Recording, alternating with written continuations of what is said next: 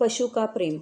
सितंबर 1978 हम लोग नई जगह पर आ तो गए थे, लेकिन छप्पर से बना हुआ हमारा निवास स्थान 3 तरफ से जंगली पेड़ पौधों से घिरा हुआ था।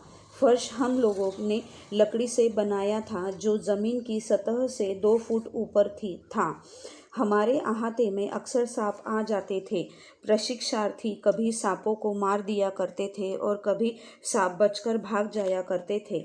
मैं सोचता था कि प्रतिदिन 1 या 2 सांप मारे जाते हैं। यह कोई अच्छी बात नहीं है। ऐसा क्यों नहीं हो सकता कि हम मानसिक धरातल पर उनसे संपर्क करें और उन्हें प्रेम से परिपूर्ण सहानुभूति की तरंग भेजें। 5 दिन तक आधी रात के समय मैंने ध्यान किया और बाबा से कहा, इन सांपों को भी जीने का अधिकार है, कृपया इस मामले में कुछ कीजिए।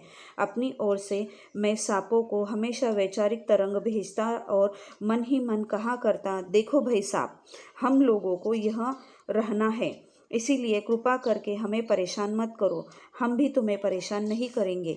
इसका चमत्कारिक परिणाम निकला।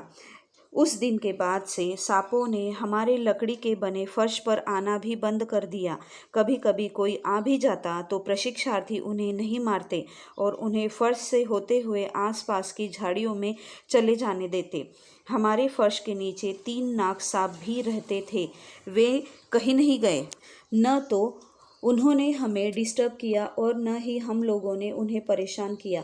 एक तरह से वे हमारे अच्छे पड़ोसी थे। जब कभी कीर्तन होता तो वे तीनों अपना फन फर्श के बाहर निकाल कर कीर्तन की धुन पर झूमा भी करते थे। कीर्तन की समाप्ति पर वे पुनः फर्श के नीचे चले जाया करते थे। बाद में जब हम लोगों ने लकड़ी के उस मकान को तोड़ फोड़ कर सीमेंट का पक्का मकान बनाना प्रारंभ किया तो वे तीनों हमें कहीं दिखाई नहीं दिए।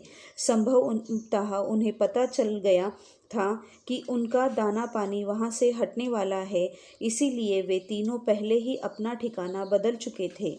इन घटनाओं से मैं इस निष्कर्ष पर पहुंचा कि पशु पक्षी और अन्य प्राणी भी हमारे प्रेम से परिपूर्ण और निस्वार्थ व्यवहार को समझते भी हैं और उनका व्यवहार भी हम लोगों के प्रति वैसा ही प्रेम से परिपूर्ण हो जाता है।